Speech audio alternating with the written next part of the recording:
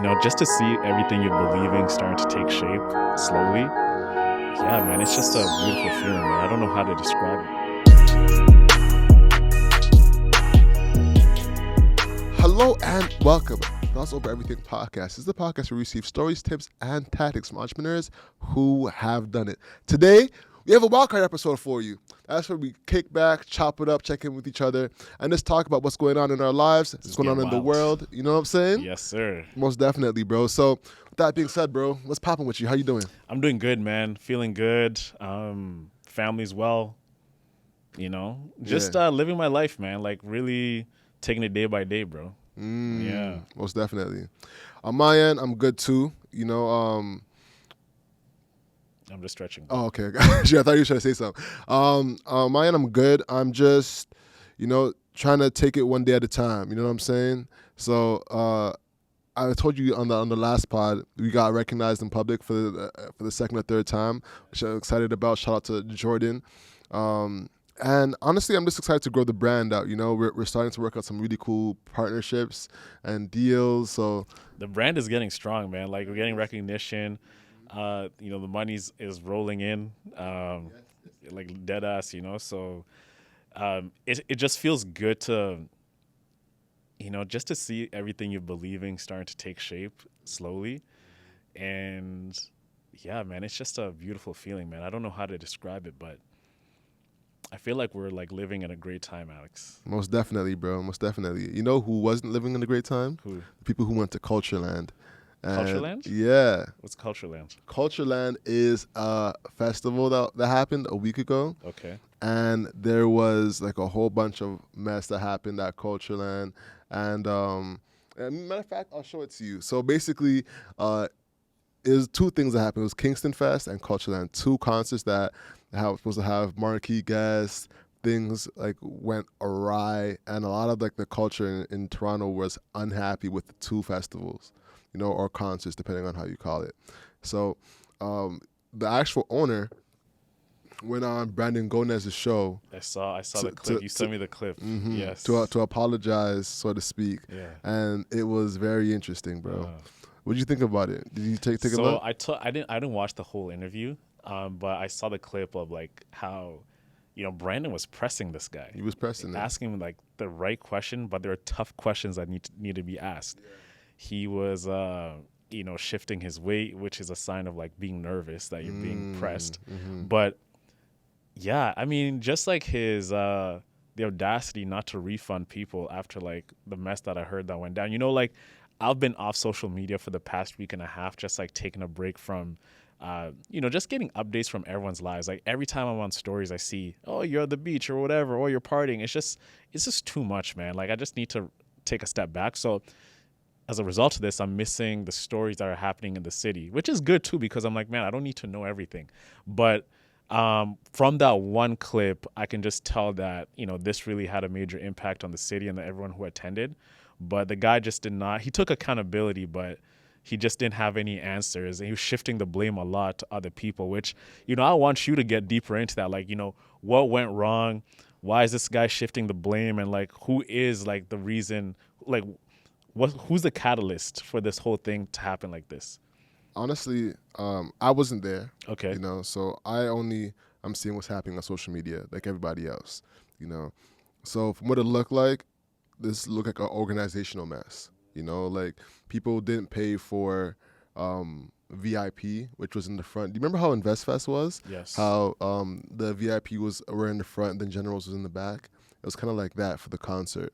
So the VIPs were set up in the front, but there wasn't that much VIPs. So people were just looking at empty space, wondering, why can't I get in here, And even in the VIP section, they were setting it up late.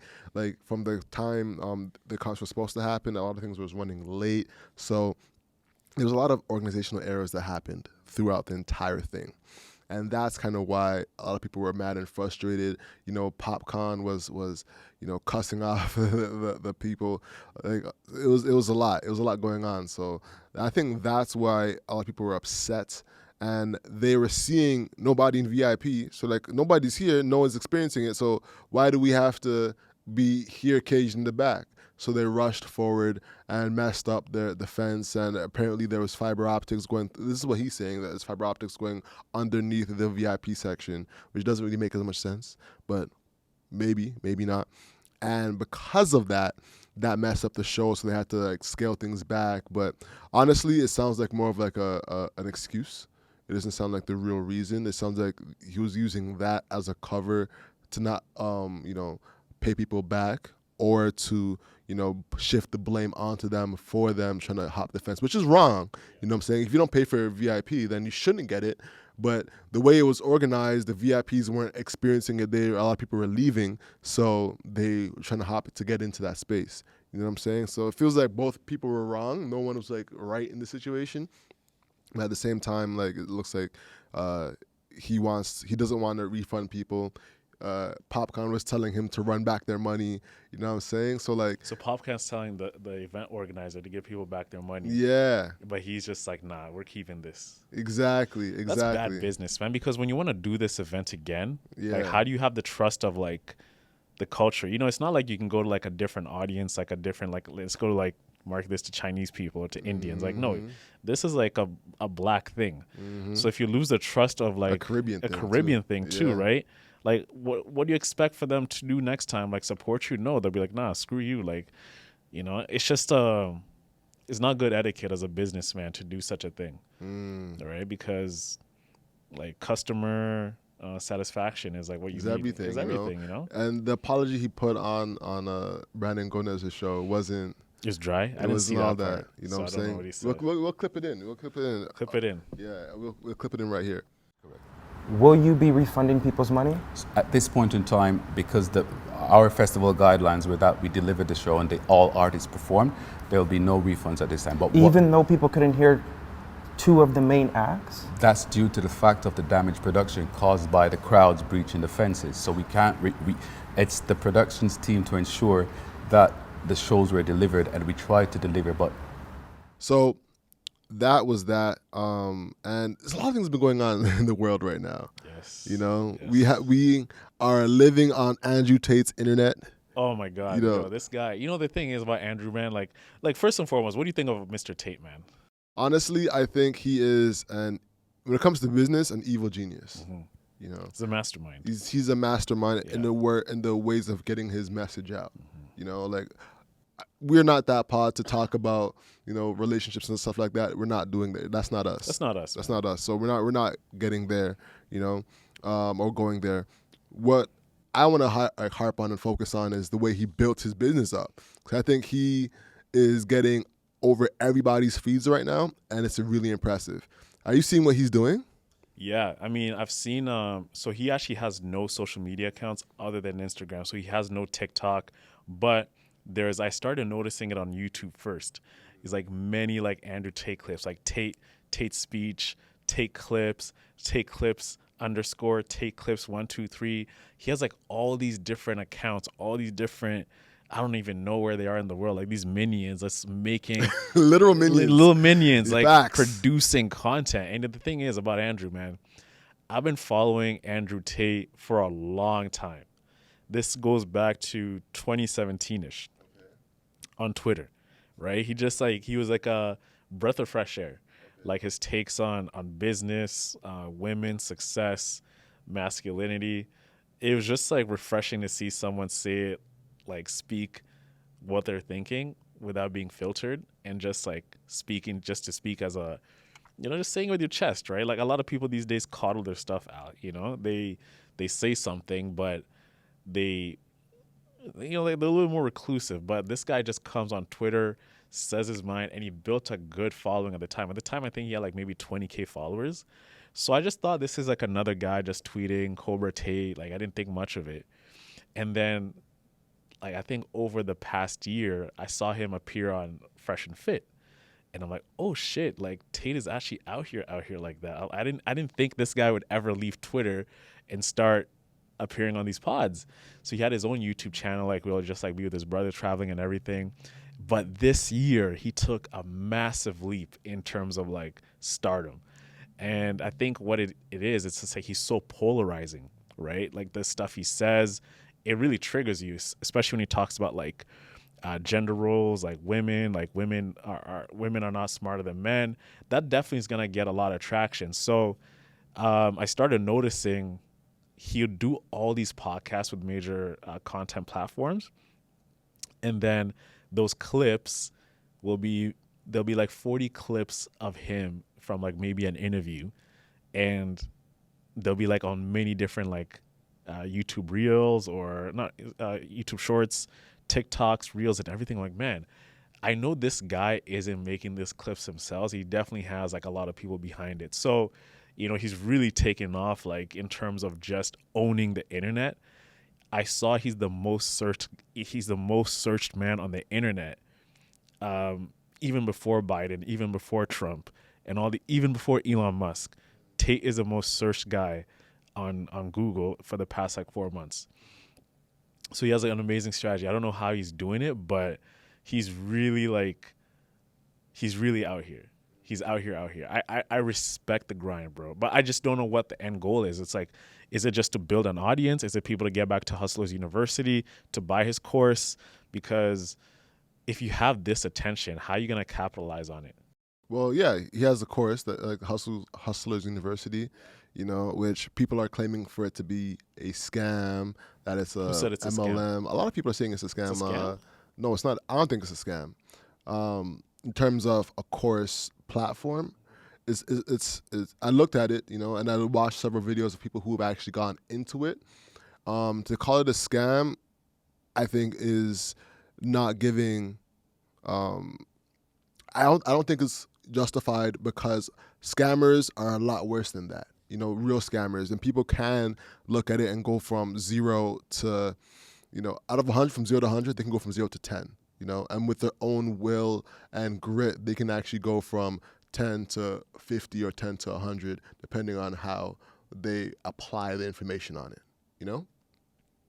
So that's one thing about the university. But what I think is super key is how he's growing it. So basically what he's doing is affiliate marketing, right? And people are calling it MLM because you can use affiliate marketing to get people in, and then once they come in, they can use it as well, right? But that's the same thing with ClickFunnels, same thing with ConvertKit. ConvertKit can bring people in and use their service, and then actually use their affiliate program to get people in, because it's like a recurring commission. Yeah. Right. So as long as you're there and you're using the platform, you get a commission. Same with ClickFunnels. That's why ClickFunnels is blowing up, because they get 40% commission month over month. So a lot of people like use it because of that. So the way it works is, let's say if I bring you bring more people, and the more revenue I'm bringing in for you. No, it's a single layer. Single layer. Okay. So if you bring me in, you get 40% of my sale in perpetuity, or as long as I stay on the platform. What if you bring another person? It stops there. Okay. If I bring another person, then that's mine. That's not yours. Okay. So it's only single layer. It's only one layer deep. All right, got you. You know what I'm saying? Gotcha. If it was more layers, then it kind of goes into the MLM, compartment. Yeah. So what he's doing, though, is giving the people to getting more people in is the clips. And that's why you're seeing so many accounts pop up, because they're all trying to get that commission, right? And I see this and I'm like, all right, this is where the genius really is leveraging the current social media arbitrage, TikTok Reels, right? Finding the arbitrage? Arbitrage? You know what I'm saying? Yeah. Yeah, for sure. To get people on the most viral platforms to come in. You know what I'm saying? And this is where I think a lot of businesses can actually thrive. And the reason why it's so lucrative is because there's a big LTV. Apparently people are staying in these courses for months and paying $50 a month, right? So it's a low cost in comparison to other courses, in comparison to school. And the ROI of that for people who actually apply and, can use the platform can be good. So if I'm, for instance, Vanity Planet, right? You know what Vanity Planet is? Really? You know what Vanity Planet is? Actually, no. I was thinking, like, actually, I've heard of it, but I don't know what it is. So Vanity Planet is a woman's product, right? I discovered this from my girl. Basically what it is a scrub. Let's say like a machine that picture an automatic toothbrush, but it has a scrub at the end of it. So you push the button, the scrub happens, and you can scrub your face. Oh, You get what I'm saying? yeah. Okay. So with that business, right, they were selling the machine at 70% off. And I'm looking at it, I'm like, why are they selling the machine for 70% off? It's because the real business isn't the machine, it's the scrubs. You know what I'm saying? Because once you start using the machine, you gotta keep buying the scrubs to keep using it. replenish it. Exactly. So it's like the printer. the printer model. Sell So a printer for $60. Cartridges like ink is like $40 a pop. exactly. So the LTV on that, people are gonna keep using that printer. Yeah. You know what I'm saying? So people keep going on and on. People stay in Andrew Tate's course, they're gonna use on and on and on and on. You get me? So that's where I think the real gems for a lot of us is getting that attention and incentivizing that attention to have the LTV on the back end. You know what I'm saying? So if I'm Vanity Planet and I have content that's super converting on the first watch, 'cause that's Andrew Tate is. You know, you listen to him once and it's like you're either with him or you're against him. It's that simple. You know what I'm saying? So if I'm a content creator or a business that has content that's like super direct response, Yeah. I'm the Amazon product, Yeah. I'm creating an incentive for everybody to have so they can get that product in so I can get the LTV. You know what I'm saying? Yeah. So- Bro, I heard he's like making like 100 million from this course. I think he has like 90,000. Is it 100K Yeah, subscribers? he has 100K subscribers to the course. course. And the course is $50 a month. So it's about like 5 mil, Bro, it's 5 to 6 mil Yeah. a month. Yeah, That's yeah. crazy. It's a lot. It's a lot. It's a lot. And honestly, I think that's like, remember we were talking about this.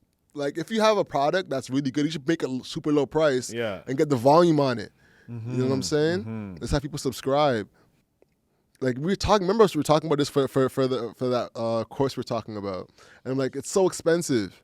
Oh, You know what I'm saying? Yes. And I'm like, bro, like for such a course that like with a lot of people doing what that course does today. yes. Like if you drop make the drop the price. You know what I'm saying? There's no need to like bro, who's paying that much money for a course? Like who's dropping $3,000 for a course that the information is not that secretive? Like you can just test and run. You can, but it's the packaging of it that really did help. You know what I'm saying? The course is good.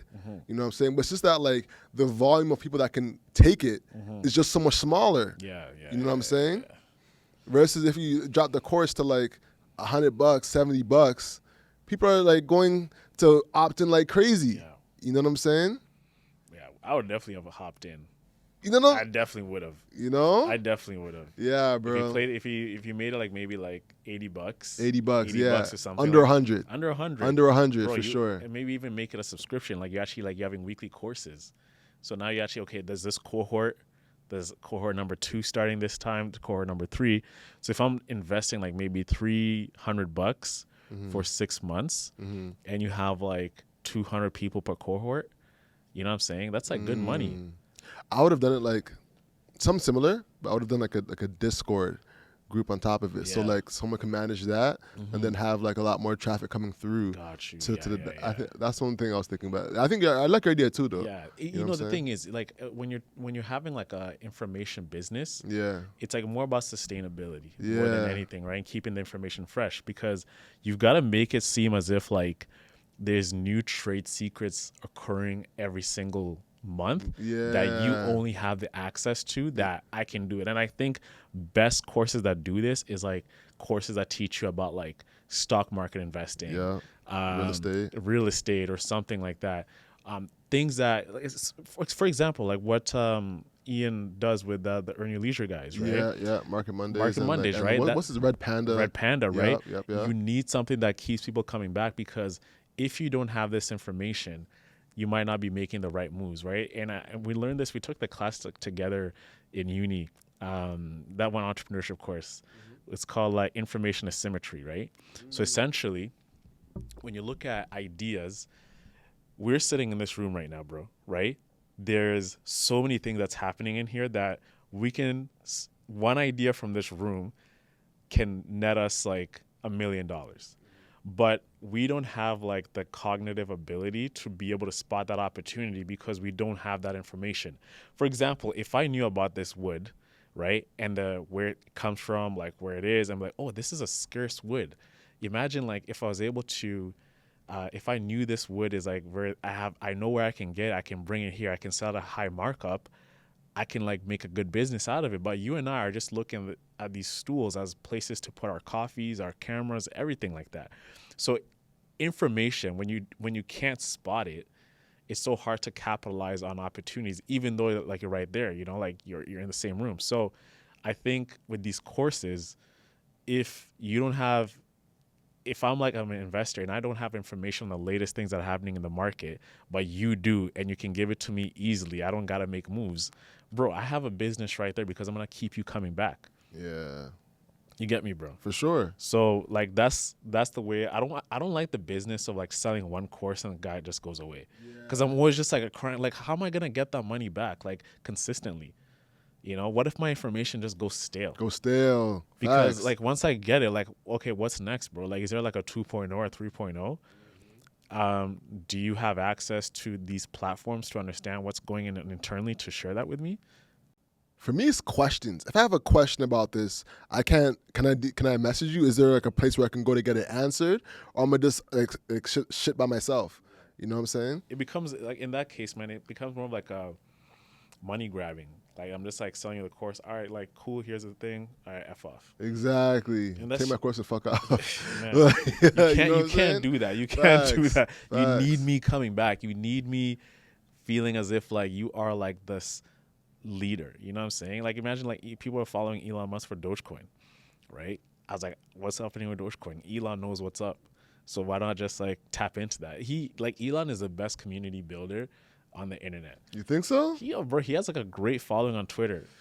Yeah, he's one of the most followed people on One of the Twitter. most I don't yeah. know if that's a community though. Not community though. I don't think, but I think he understood how to utilize his fame to make himself feel as if like he's one of us. I'd say he's one of the best at galvanizing an audience. Yeah, You know, yeah. I could say that. But like building community, matter of fact, who has one of the best communities on the internet? Probably like Gary V. Yeah. Gary V. I think he's like 100%. I got to give credit to him. Grant Cardone with the 10X community. EYL. EYL. EYL. InvestFest having InvestFest. 12,000 people. Our girl.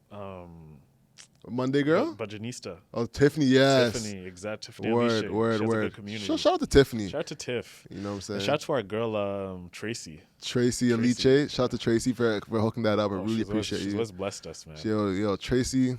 She's a Tracy's star, the queen. man. She's a star. Facts. You know who's not a star this week? Our LinkedIn guy. Oh my God.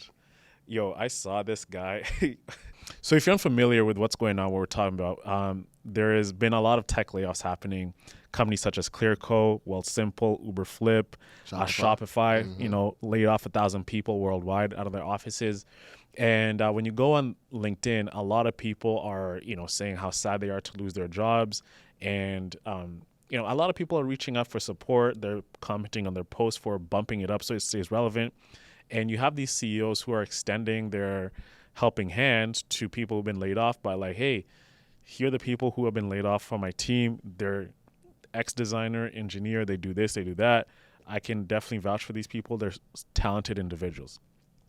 Now, you know, this is an ongoing thing. So this one CEO, his name is Braden Walaki or something like that, from Hypersocial. And he has this post where he is extremely sad because he laid off his employees.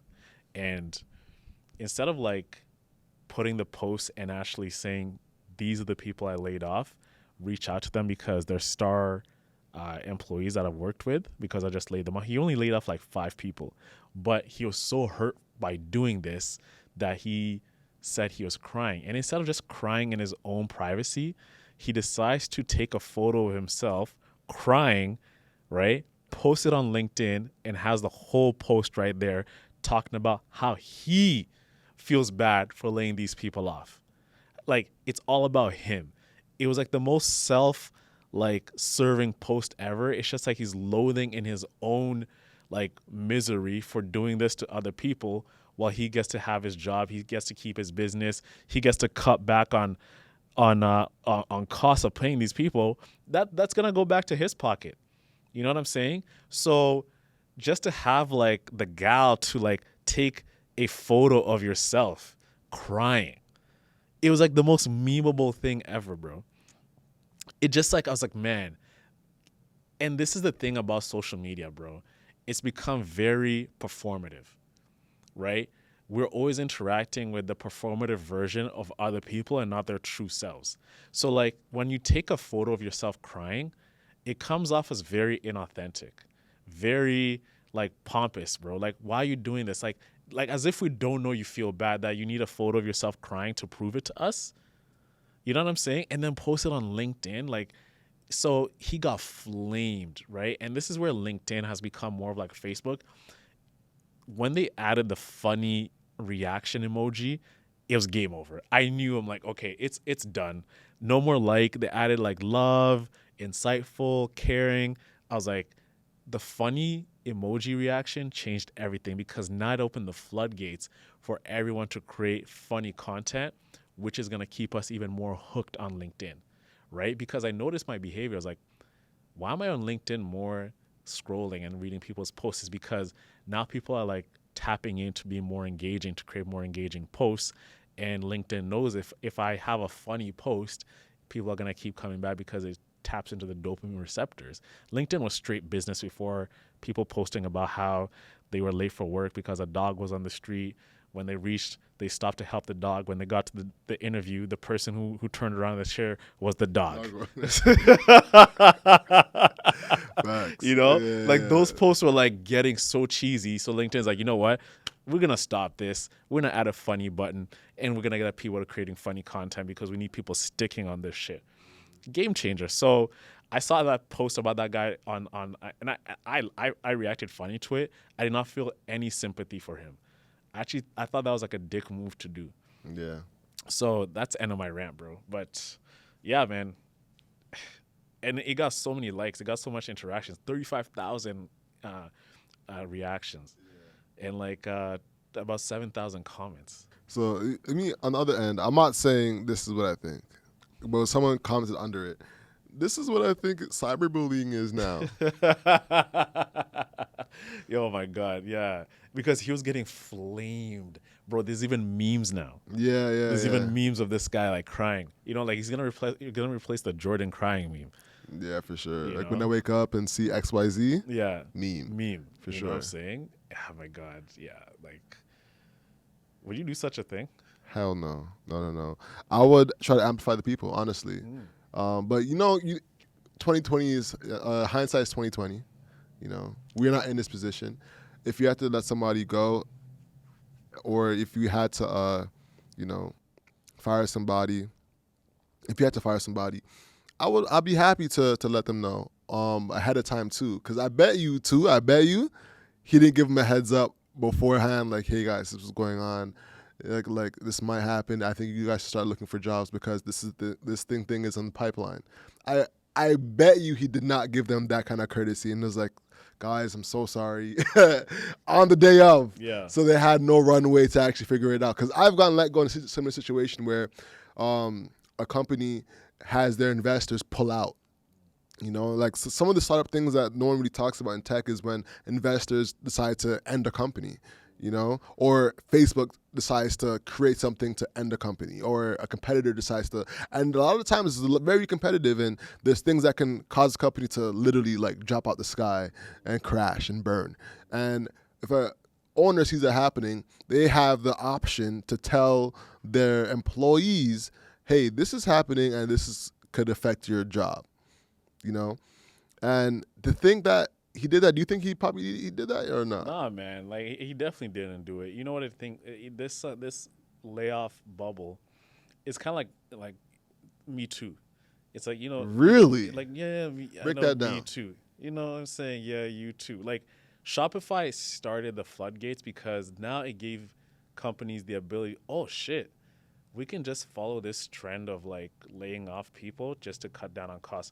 I believe some of these companies don't actually need to lay people off, right? I think they're using it as an excuse to really just bring down operational costs and actually run a tighter ship, you know? Because some of these companies are well-funded, right? Revenue might be growing slow, but you just can't, you know, it's such a great way just to like, you know, get back to maybe like, you know, get your cash reserves up, be more afloat, buy yourself more time, and like, really like prolong this period where like things might be moving slow. But I think some companies don't really need to do it. And I think a lot of companies want to lay people off, but there was never like a really good opportunity to do it. And now is the perfect time to do it because it's not the trending thing to do. You know what I'm saying? It's in vogue right now. Yeah, exactly. It's in style.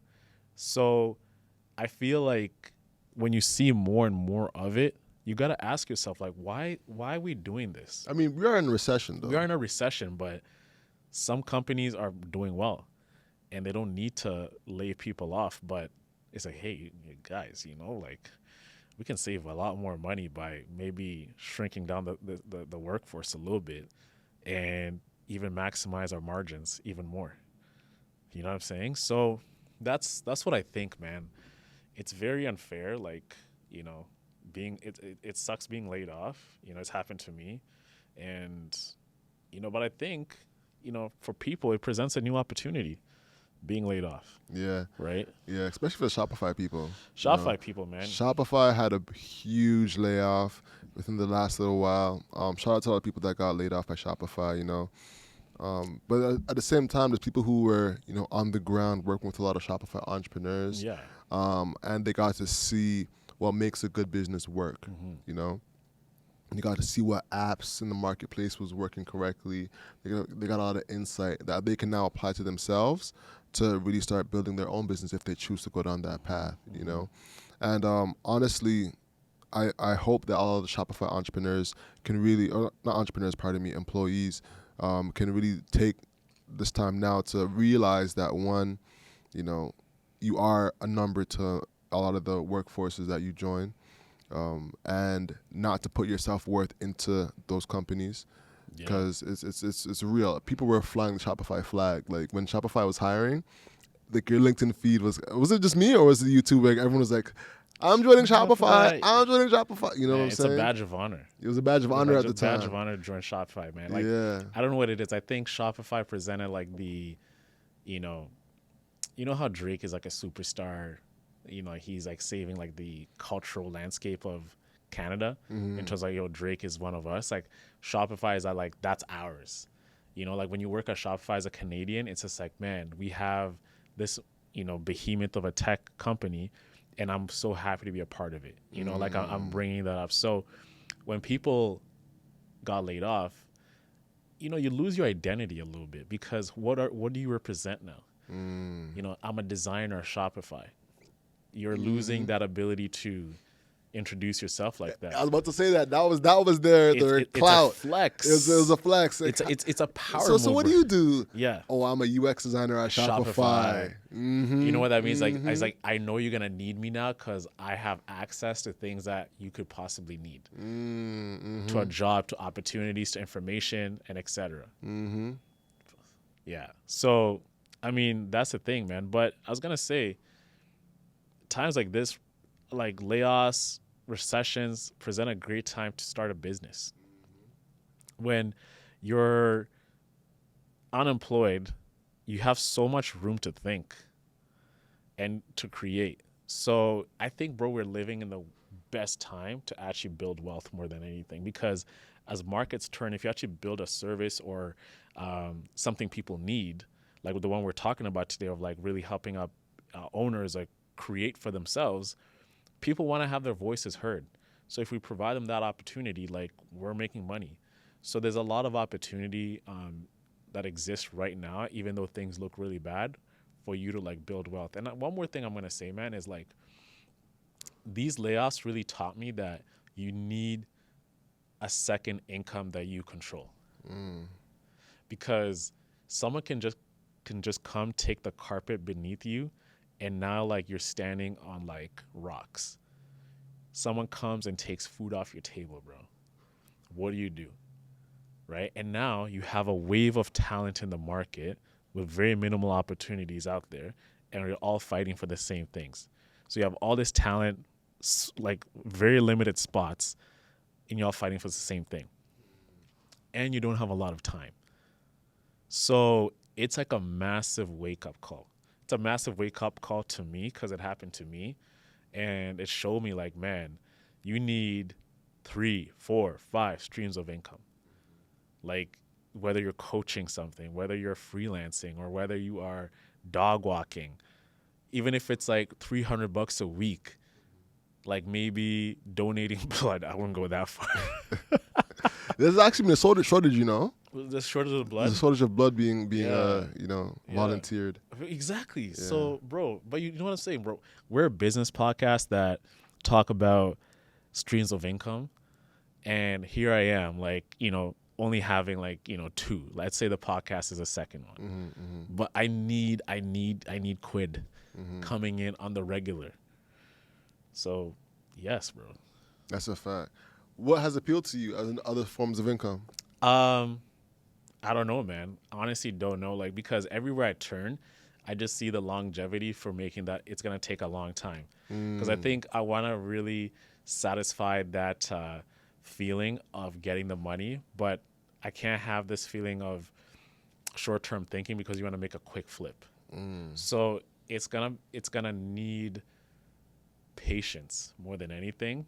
And of course, I know, like, okay, there's real estate, there's stock market investing, you can sell something online, you can start a YouTube channel, like all these things, like I'm doing with the show. We're building a YouTube channel, we're creating content, we're doing whatever. But fam, that takes a while to monetize on that. Stock market investing, okay, how can you invest if you don't have money? How can you make dividend income if you don't have $50K to start with? To invest. Yeah, because dividend payouts is actually pretty low. Exactly. Yeah, it's like right? a penny. So now you have $1,000. to go build something online, but like that even takes time. It takes money to do that. So you're kind of stuck with like, okay, what are my options here? It's like, okay, I can go, be a delivery guy. I can do this. I can do that. But who wants to do that? That's labor. But you got to use your mind. So that's one of the things that really stick out to me. It's like, I just, this period is giving me time to really think and assess, like, just my career, man, my life more than anything. And now's the time to make moves. Now's the time to make moves, bro. I'm 28. It's like, bro, time is now, fam. Like, you're not getting any younger. I mean, 28 is actually very young, bro. Bro, Let's it's put that very young in perspective. But bro, foundations need to be built now. Bro, Steve Harvey was broke at 28. He had less money than you when at 28. Charlemagne was living with his mom. Not to say living with mom isn't bad, Yeah. but he was moving back into his mom's house, I think, at 29, 30, with a child on the way. You know what I'm saying? I get it, man. I maybe that's just like my Perspective. Like, I have like short term, I want to gratify that feeling, but I feel like I'm racing more with myself just because it's not a fear, but it's just the possibility of something happening and you're not prepared. I don't like that feeling. Like, yeah, you can get laid off, bro, but it's more an insulting. It feels insulting to like not have anything to fall back on. That's Not enough to fall back on. Not enough to fall back. That's what upsets me more than anything, man. It's just like there's nothing to really. Oh shit! At least I got this. Because like we're building this business. It's coming up, but it's not like it's not there yet. It's not there yet. So you need something to be like, oh shit, I can easily just get on this consulting gig and just like make money like that. So I think this is a good opportunity for people. More than it sucks, but it's a good thing because it gives you a new direction to go to that you could not have possibly seen because you're stuck in one thing. And that's why to open the show, I was talking about the acres of diamonds, right? I was talking about like in the past episode, right? In talking about like the Hustle Nation. It's just like, how am I gonna view this now? How am I gonna flip it? Like, what diamonds am I sitting on? What is in front of me that I cannot see? And it just takes me to like open my eyes and take a deep breath, feel inspiration, and think differently. And that's one of the things, man, like I'm really starting to train myself to do is thinking differently, trying new things.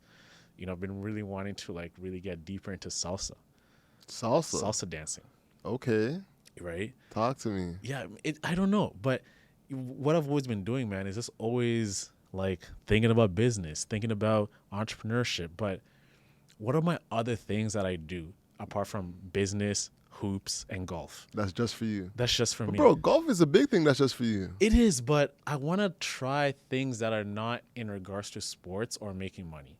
I want to try maybe like like something in the arts, like maybe drawing, or maybe it's dancing with a salsa. It's learning a new language. It's learning a new skill, like how to be a gardener. Like these are things about myself that I've never tapped into that I don't know what my interests are. So I'm learning to follow those feelings of intuition, and salsa is one of those. Okay. So We gotta hit up Lulu Lounge, bro. Lou, that's where you can go salsa. Hell yeah, salsa and eating and all that. Oh shit, man. Okay, bro. Because I'm already dressing like I'm already like Like, salsa. I'm always wearing linen these days. I was wearing linen. You're wearing like a light waffle. Like you waffle, know what I'm saying? it's Like a waffle pant. linen. Exactly. Yeah, I feel you. Yeah. I So feel you. that's the thing, man. It's having a different view on life, man. And downtimes give you that ability to see that. Yeah, most definitely. It's something I've been very adamant about for myself as well. Man. Even exploring like other interests. Yeah, I started painting. You start painting, but Yeah, you've always man. been painting though. No, I've always been into art, You've been to art. but I haven't been painting myself. Okay. I never used to paint, so I started painting. I used to draw a lot, Mm-hmm. but I've never gotten to painting, and that's something I started doing. Mm-hmm. I want to start doing soccer as well. Getting back into soccer. That's one thing I used to do a lot of. Yeah, that'd be great know. cardio, man. Hell yeah. Maybe we get a competition. Like Alex and I have a competition. We can get abs by December 1st. So if you get in a team sport and like maybe you go to soccer house league like twice a week, bro, you like be shredded in no time, man. Probably, Yeah. man. And I'm eating good now too. I'm getting my calories up. I see you're like slimming down low key, man. Yeah? Like you're looking more Appreciate like that. it's coming together. Appreciate that. You know, like when you're sitting down, like there's no like belly. Not much better. Nah, honestly, it's the polo. It's the polo? is meant to like the way it's designed. It's- actually like makes you look more of a V shape. It's like when you wear a black shirt, like you look slimmer. Word, but you see the design of it, right? See how like the ends of it Yeah. come in. Yeah, So it yeah. naturally trains your eye to like look more of like a masculine yes. V. You know what I'm Yeah, saying? yeah, The yeah. mesomorph, Yeah. body frame. I got you. Which is a dope thing. Honestly, I wish I could find more of these poles. When you find something, but you only find one of I it, think you don't shop enough, bro. bro. You know what it is? I thrift a lot. Is what it is. Yeah. That's the thing. So like my I don't get to go back to the same spots because they're mostly thrifted. Yeah. You know. Yeah. That's man, why. I think maybe just like shopping for. I've been seeing like this commercial for this like T-shirt. It's like for bigger guys like you. Yeah, I saw And- that shit. And I'm like, it's calling me fat without calling me it's fat. it's like, hey, like guys, I just need to get like I'm fat. Like I can't look good in clothes. And then his boys are like, yo, you need this T-shirt. Is that the one where they smack him? Yeah, they smack him, Mhm, and then he yeah. looks good in the T-shirt. Like it has like maybe he has like a little chubbiness on the little love handles, yeah. little muffin top, but it makes him look slender. Mm-hmm. So maybe try those T-shirts out, man. Maybe. You know what? Yo, that t-shirt company, we're gonna send this to you. If you're down, send us a pack Sponsor. and we'll review it on the pod. Exactly. The fact, like bro, like they just hug your arms really nice, and you're like, rah, like. You know? I've seen the Not enough tries. t-shirts brands like think about that. Hugging your arms, Yeah. giving you a little wide body. They just make it. They make it too boxy. Way too boxy. box cut. Yeah. Or sometimes if it's like a slim fit, it's like the fabric Super of slim. on the torso like hugs your thing. That Yeah. it starts riding Rolling up. You're like, Yeah, shit. fam. I hate and then those. you have to like bring it out all Yeah, the bring time. it down. You know what I'm saying? Be talking, be you like, know? so what's going on with you? Exact- You know what I'm yeah. saying? Be Oh pulling my it down. God. I hate those. And they don't really hug the chest that nice. I'm like, unless you're in like mint shape, those shirts are not the ones to wear. I do not advise you to wear. Everything be hanging out. Everything You hanging know what I'm out, saying? bro. And, for me, Word. my pecs, they're not like the pecs of like where my nipple is, like whatever. Like I have like a flat like You have a flat nipple? a flat nipple. So Okay. unless like I have like my chest is like prime time, like Yeah. just pumped, like it always gonna look like it's like my chest is like it's like coney. Like it makes my nipple look like a cone. Only my cousin Carlton and I know this problem. Like, cause I one time I'm like, bruh, I can't wear that T-shirt. I'm like, why? Yo, my chest. And he looked at me. He's like, bruh, I go through the same issue, and we just bonded over like us not like we have to wear a vest underneath. If we Really? wear certain shirts because it just makes our chest like kind of look like, man, My nipples are too showy right now. Really? Yeah, it's a problem, man. It's a problem. Damn. Yeah.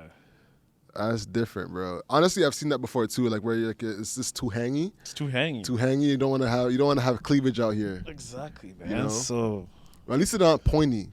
You know what I'm saying? Pointy nipples is worse because then it's like, you know, it's like sticking out. that's You the got- problem. That's the Oh, problem. you got pointy I have nipples? pointy nipples when I wear certain Oh! shirts. That's the issue. That's the issue I'm talking about. It's pointy I thought it was nipples. over the hang. So you Nah. got pointy. Oh, Pointy, bro. That's why I gotta dang. hit chest day even harder. Damn. So like I That's can tough. stretch out the chest, like my lower pec can just come like you know what I'm saying. Got you. You know, Got you. I gotta do more flies. More flies. More flies. No, you know what it is incline bench press. Incline, yes. Incline bench press. It was like it works wonders, bro. Mm-hmm. And that I used to do that with incline push-ups. That's like my go-to. That gave me a chest and like that. Yeah. Even decline bench. Yeah, decline bench. So But incline bench works your upper. Decline bench works your lower. Yeah, so like it gives you like curve at the bottom. Up at the bottom, I believe. Yeah, that's what I gotta get. Yeah. Where? I think I just need a better gym because the gym in this building, like it's kind of there's minimal, like it's good equipment, but it doesn't give you everything you need to really get pump. Yeah. I find that even in the gym, like like a big gym, I would use the same equipment as my gym, but like I don't know, I feel like I get a better workout in. Has that ever happened to you? Like, what do you mean? Like I just feel like even though I'm using the exact same equipment in a bigger gym, I don't know if it's a setting or if it's being around more people, but I still get a better workout in the same. Like even though, you know, I'm in the same and using the same exact equipment, but it's in a different setting. Yeah. I feel like I get a better workout in. I don't know. Yeah. That's neither here nor there. It's neither here or there, man. Yeah, man. So working towards wrapping up, bro. What do you have coming up? We have some dope pods. With some dope pods lined up, some great opportunities like with some certain organizations. Yep. And I think we're just getting back into our flow. You know, one of the things about podcasting, you get hiccups. Personnel, morale. Word. Matter of fact, we should let them know. Shout out to Dorks, you know. Dorks isn't going to be in the pod anymore, you know, so shout out to Dorks, but she got a great opportunity, so there's no kind of animosity, you know. We're looking forward to seeing what you create and what you do, so shout out to Dorks. We're looking to see you flourish. And that's the thing, as building a business, it's the realities, like people come and go. And, you know, we're talking about layoffs and everything, right? But also when people leave. Yeah, people quit, yeah. People quit because they have other opportunities. Now you're feeling how like maybe a business owner feels. It's like, man, I just lost a star player. It's like when a star player decides to take free agency, they get a bag somewhere else. You're like, shit, now I got to draft a new kid. And I got to mold him and I got to make him to a star. And we got to get back to the championship. And like, you know, like now we're rebuilding. Yeah. But we got some dope people. We got some dope working people, with us, man. so I'm excited, man. Yeah. With that being said, ladies and gentlemen, that wraps up the podcast for today. The hustle is what you can control. So control your grind and control your life. Yes, sir. I'm Alex. Namoeno Sende. It's the show, y'all. Peace. Peace.